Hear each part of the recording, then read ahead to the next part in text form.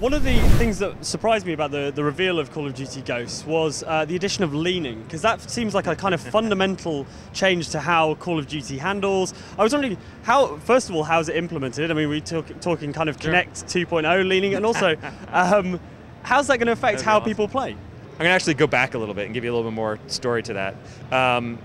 What is it that, when we look at Call of Duty, one of the things that makes it so popular is the controls, right? And everybody talks about it. It's the controls, the 60 frames a second. But it's more than that. It's also the latency in the controls. And we have special devices actually at work to measure that latency, to make sure that our button latency is always, as low as we can possibly get it.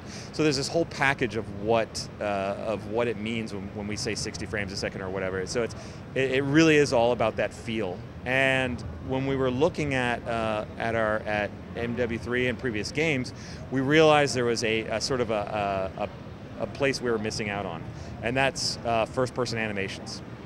So, for instance, when you run at a wall in Modern Warfare 3 or Black Ops 2 or any of the Call of Duty games, you run up to the wall and then you mantle over like that, and it really does take you out of that feeling that you get when you're running around in the world. So we put a whole new system in that basically for now, when you mantle up something, you're going to run at it, you're going to hit the mantle button in some point here, and you'll just sort of flow over that wall. You'll either hand plant or you'll do something else, but you won't lose momentum. You'll feel like you're really kind of running through the level, and actually on a lot of it you can still fire your weapon while you're mantling over. So it really adds a new feel to the game as a whole, everywhere. Multiplayer, single player is going to feel physically different.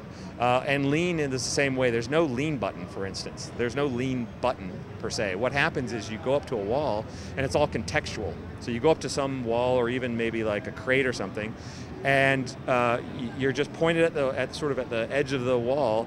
You ADS up, and that causes you to lean so you get the right view. And the game is handling it to make it as smooth and natural feeling as possible, so you don't have to try to play like a platform game where you have to hit the jump at the right time. It feels good and feels natural and happens naturally.